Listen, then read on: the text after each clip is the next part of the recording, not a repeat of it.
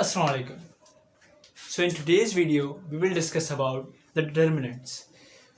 Mathematics का एक बहुत ही अहम पोर्शन है जो कि बेसिकली मैट्रिसेस के चैप्टर से वाबस्ता है।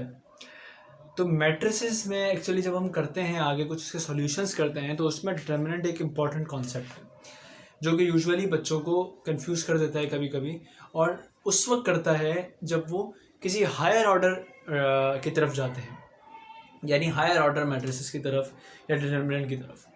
सबसे पहले डिटर्मिनेंट की थोड़ी छोटी सी एक डेफिनेशन जो कि बहुत ही आसान है, और मैं समझता हूँ कहते हैं कि अगर आप मैथ्स करना शुरू करेंगे और डिटर्मिनेंट्स और मैट्रिसेस का ये चैप्टर करते रहेंगे और जितनी भी मैंने अभी तक के वीडियोस बनाई है उन सबको देखते रहेंगे, तो आई होप कि आपको जो है वो मैथ्स के जितने भी कॉन्सेप्ट्स हैं वो बड़े ईजिली क्लियर हो जाएंगे।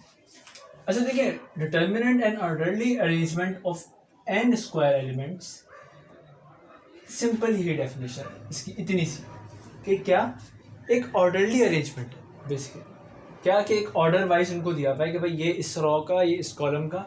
अच्छा, रॉ और कॉलम भी हमें बताना लाजमी है, क्योंकि मैट्रिसेस में सबसे पहली चीज़ कि जब आप मैट्रिक्स से वापस आते हैं या मैट्रिक्स से जब आप फर्स्ट ईयर हायर ऑर्डर में आते हैं या मैट्रिक में ही कह लें, तो अब तो क्योंकि जो है वो जो बुक्स हैं वो डिफरेंट हो गई हैं, तो अब 9th के अंदर ही आपको मैट्रिसेस करवा दिया जाता है। तो 9th की क्लास में जब आप मैट्रिसेस करते हैं तो वहीं से आपको वो नॉलेज सारी जो है वो आपको यहाँ पर ट्रांसफर हो जाती है। उससे पहले बच्चों ने प्लस माइनस हर चीज़ करी होती है, बट मैट्रिक्स एक बिल्कुल डिफरेंट किस्म की चीज़ का नाम है, जैसे लॉग एक डिफरेंट चीज़ का नाम है, इस तरीके मैट्रिसेस एक बिल्कुल अलग चीज़ का नाम होता है। तो मैट्रिसेस जो है उसमें हम बिल्कुल रो और कॉलम वाले कॉन्सेप्ट में चले आते हैं और बच्चे को उसको थोड़ी कन्फ्यूजन होती है, तो मैं थोड़ा सा क्लियर कर दूँ। हालांकि आपको होना चाहिए, लेकिन अगर नहीं भी है तो मैं आपको बता दूँ कि देखें, कोई भी मैट्रिक्स मतलब जिस तरीके से एक वैल्यू लिखी हुई है, ऐसे लेट सपोज लिखा हुआ है 2 4 5 6 ही लिख लेता हूँ, ठीक है। मैट्रिसेस बेसिकली क्या होता है, वो भी एक ऑर्डरली अरेंजमेंट होती है, और उसको जो है वो इस किस्म के पैरेंथेसिस के अंदर जो है वो आपका लिखा हुआ होता है। अच्छा, रो और कॉलम के अगर कोई भी आपसे पूछे कि भाई ये आपका मैट्रिक्स है और इसकी कितनी रोज और कितने कॉलम हैं, तो याद रखिए कि वर्टिकली जितनी भी चीज़ें लिखी हुई हैं तो वो कॉलम कहलाएगा, यानी ये एक कॉलम, ये दूसरा कॉलम, यानी ये कहलाएगा आपका क्या, फर्स्ट कॉलम, और ये क्या कहलाएगा, सेकंड कॉलम। अच्छा, जितनी भी हॉरिजॉन्टल फॉर्म में देखा जाए और गैप अगर दिया हो, गैप ये याद रखिएगा, गैप ऐसा दिया हुआ होता है कि जिसमें, अच्छा यहाँ पे गैप का मकसद ये नहीं है कि अगर आपको लगे कि आप पहले मल्टीप्लाई लिख दें इसके बीच में कुछ और सोच लें, ये गैप का मकसद ये है कि अगर मैं एक्सेल में बताना शुरू करूं तो एक्सेल के अंदर आपको ये चीजें इस तरह नजर आएंगी, 2 4 5 6, ठीक है जी। अब इसमें से अगर आप ये बॉर्डर्स हटा दें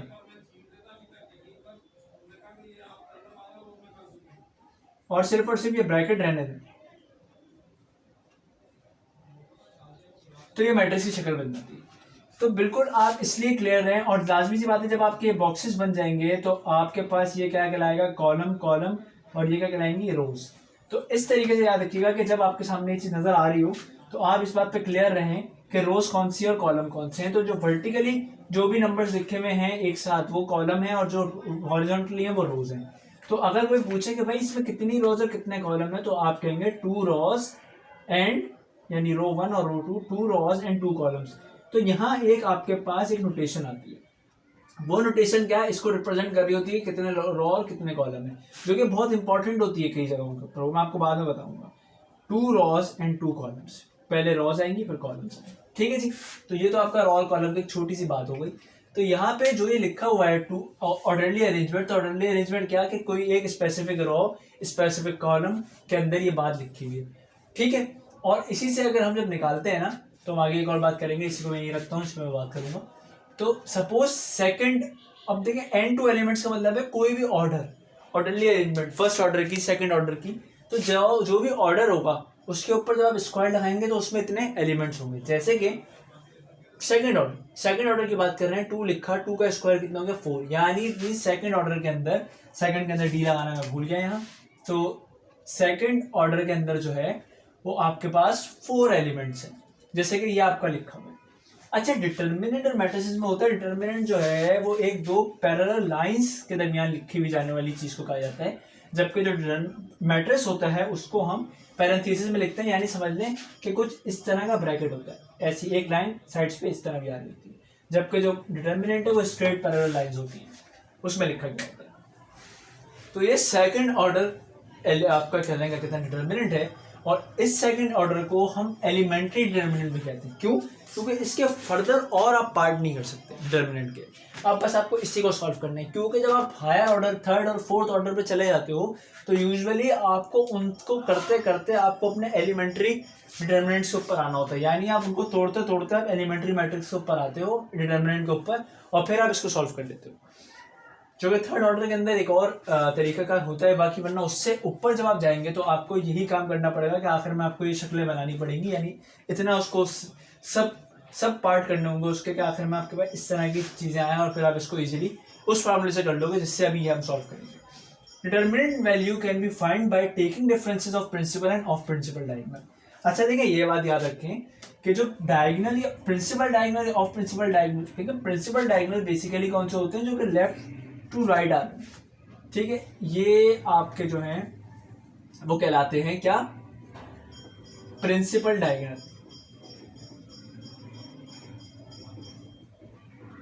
ठीक है, और इनके अगेंस्ट में जो भी हैं वो सारे ऑफ प्रिंसिपल कहते हैं, ये ऑफ प्रिंसिपल।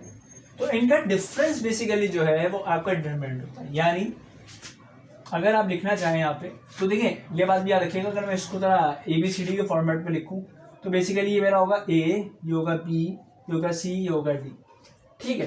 तो अब इनका डिफरेंस कैसे निकलेगा? क्योंकि ये और ये एक है और ये एक है, तो बेसिकली फॉर्मूला होगा AD माइनस BC। AD क्या? A मल्टीप्लाई बाई D, यानी इन दोनों का मल्टीप्लीकेशन के बाद इनका प्रोडक्ट, और माइनस करेंगे BC के प्रोडक्ट से, क्योंकि डिफरेंस निकालना है। तो जो आंसर आएगा वो, क्योंकि इसके अंदर तो क्योंकि अल्फाबेटिकल है तो इसमें तो बस यही आंसर हो जाएगा, लेकिन अगर आप इसका निकालेंगे तो लाजमी सी बात है, अगर मैं यहाँ से कहूँ तो 2 × 6 माइनस 4 × 5, जो कि आपका क्या बनेगा? 12 माइनस 20, ठीक है जी, 12 माइनस 20 इट विल बिकम -8। अच्छा, एक और बात यहाँ याद रखने की जरूरत है कि अगर डिटर्मिनेंट आपका पॉजिटिव आए या फिर नेगेटिव आए,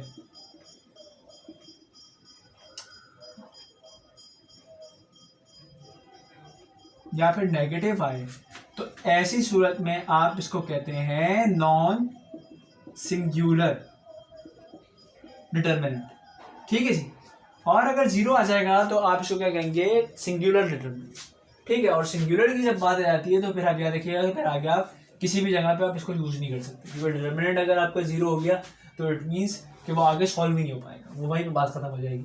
तो ये नॉन सिंगुलर होना इसका लाजमी है। मोस्टली जगहों पे आप कभी बहुत ही शाद नादिर कभी 0 देखें, वरना आपको जो भी क्वेश्चंस मिलते हैं वो आपको नॉन पॉजिटिव कह रहा हूँ, पॉजिटिव या नेगेटिव, ठीक है, -8 हो या +8 हो, दोनों सूरतों में नॉन सिंगुलर है। सिर्फ 0 होगा तो सिंगुलर मैट वो हो जाएगा डिटर्मिनेंट, ठीक है जी। तो ये तो मैंने आपको बताया कि अगर आप सेकंड ऑर्डर के डिटर्मिनेंट की बात करें तो किस तरीके से सॉल्व होता है और पॉजिटिव नेगेटिव क्या होता है।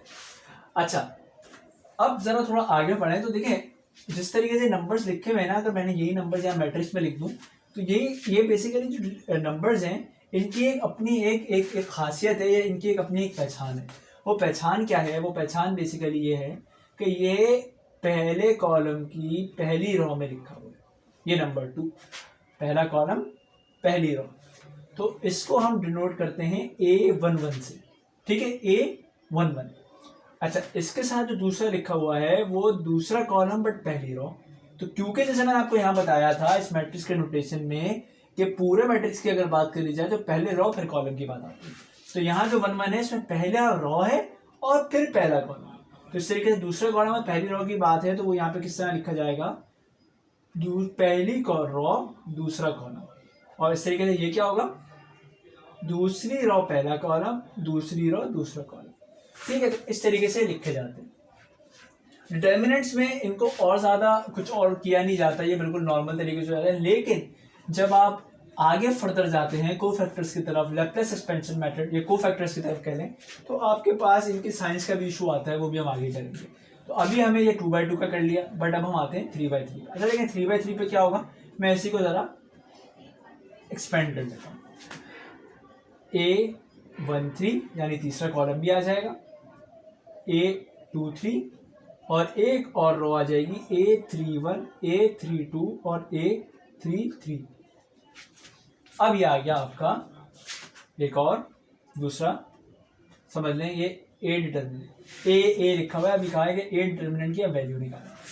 तो ये आपके पास डिटर्मिनेंट आपको नजर आ रहा है। लेकिन अगर आप इसमें नंबर डालते हैं तो हम नंबर डालते हैं, तो नंबर डालते हैं, लेट सपोज मैं भी डालता हूँ कि इसी को लिखते हैं 2 2 4 5 6 और 0 1 0 3 4।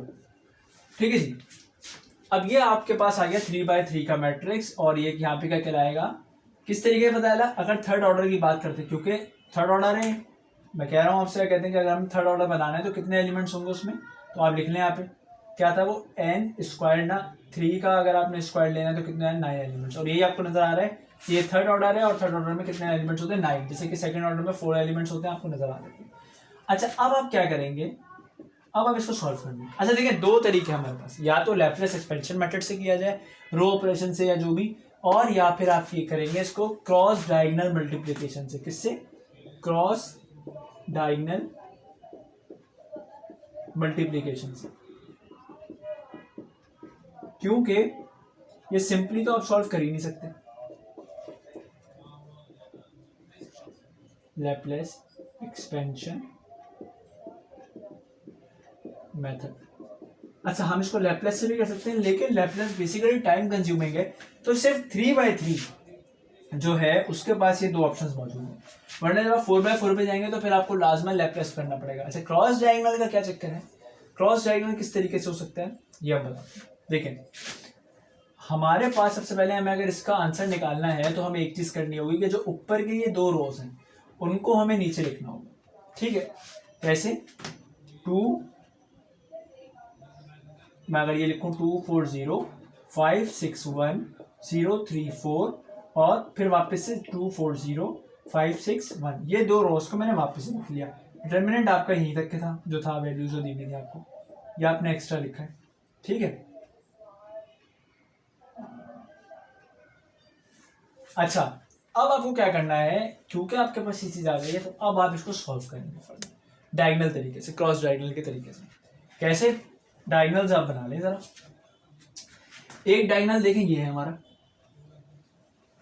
फिर एक डायगोनल आपके पास ये है, और तीसरा डायगोनल आपके पास ये है, इसमें ये भी 0 है और ये भी 0 है, याद रखिएगा।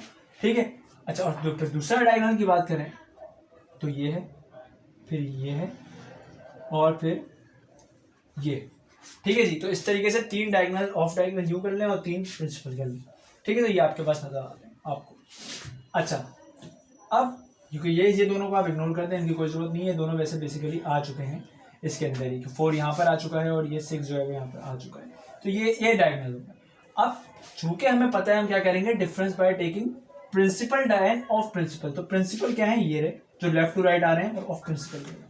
तो हम सबसे पहले इन सबको मल्टीप्लाई करेंगे, क्योंकि इस तरह हमने यहाँ क्या था, यहाँ पे 2 थे, यहाँ पे 3 हो गए। तो लेट्स सपोज 2 6 12, 12 4 व्हाट 48, ओके।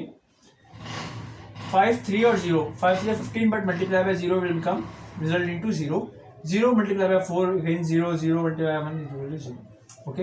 अच्छा, 0 6 0, 0 6 0 और 0 0, तो ये 0 हो गया। 1 3 3, 3 2 6, ओके 6, 4 4 20 and 25 100, ओके। अब क्या है, ये कोई माइनस नहीं है। अच्छा, लेकिन अगर इसके बीच में माइनस होगा तो वो करना पड़ेगा। लेट्स सपोज जैसे अगर यहाँ पे माइनस है तो -1 multiply by 3 -3 and -3 into 2 will become -6। ठीक है, लेकिन अभी यहाँ नहीं है तो मैं नहीं लिख रहा। अब इन दोनों के आप सम करें। यहाँ क्या बना, 48 + 0 + 0 इट विल बिकम 48, और 0 + 6 + 100 विल बिकम 106। और अब क्योंकि क्या था, डिफरेंस क्या था कि प्रिंसिपल डायगोनल को माइनस करना है ऑफ प्रिंसिपल से, तो 48 - 106। अब क्या बना, ये कितने बन गए, ये बन गया आपका -58, जो कि नॉन सिंगुलर है, और इस तरह आपने डिटरमिनेंट निकाल लिया। ठीक है, तो ये तो हो गया क्रॉस डायगोनल मेथड से थर्ड ऑर्डर का डिटरमिनेंट। लेकिन अब हम अगली क्लास में क्या करेंगे, हम करेंगे लैपलेस एक्सपेंशन मेथड से 4 ऑर्डर। तो जब 4 ऑर्डर जिस तरीके से करेंगे तो आप समझ में आ जाएगा कि उससे आगे वाले करें या उससे पहले वाला 3 ऑर्डर वाला करें, आप वो वैसे कर सकते हैं। ठीक है, आई होप आपको ये चीज़ समझ आई होगी। हम अगली क्लास के अंदर इससे आगे का काम करेंगे। Thank you.